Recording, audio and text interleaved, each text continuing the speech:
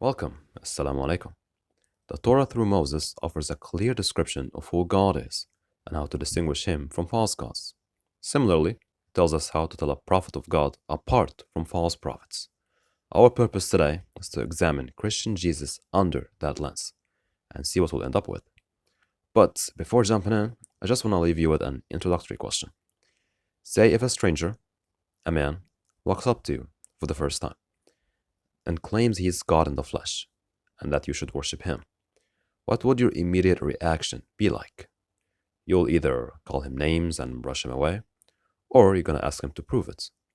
So, what can this man do that you will be certain that he is God Almighty? Feel free to ponder upon this question as we answer it later down the video. Alright, let's begin with Deuteronomy 13. Moses says the following to the Israelites: If a prophet or a dreamer appears among you and gives you sign or a wonder, and that sign or wonder comes to pass, as in it gets fulfilled, then he tells you, Let us go after other gods, which you have not known, and worship them. Then your reaction should be, you shall not listen to the words of the prophet.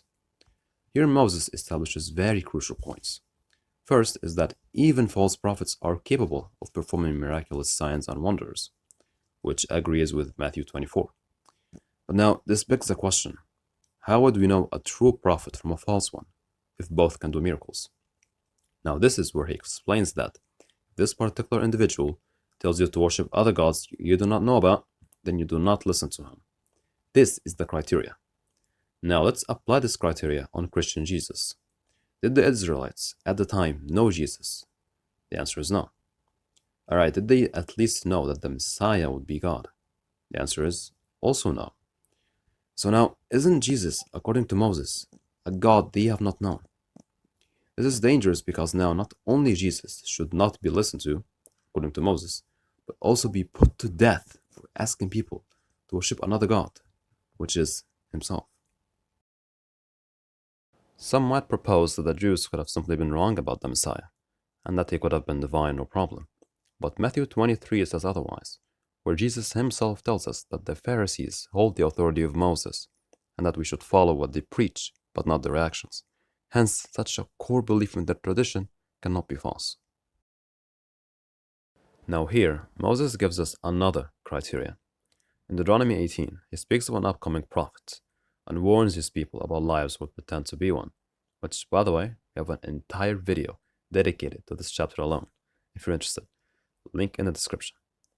Anyways, to counter any false claims, Moses teaches his people how to identify a word that the God had not spoken, saying that if a word proclaimed in the name of the Lord does not come true, then it's not something the Lord spoke. Basically, false prophecies are an indication of false prophets. So now let's examine a prophecy made by Jesus.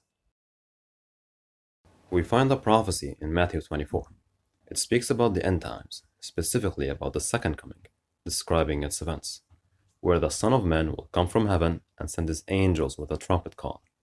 Now we're also provided with a timing to these events. Verse 34 reads, Truly I tell you, this generation will certainly not pass away until all these things have happened. Jesus saying that to the disciples clearly indicates their generation will witness these events. But obviously, it's been 2,000 years and this never happened. So isn't this a false prophecy? Now, some might argue against this interpretation of the prophecy. So how about we explore what the prophet Paul himself had to say about it? If he's divinely appointed, then he is the highest authority on this matter. Look what he says here in verse 15.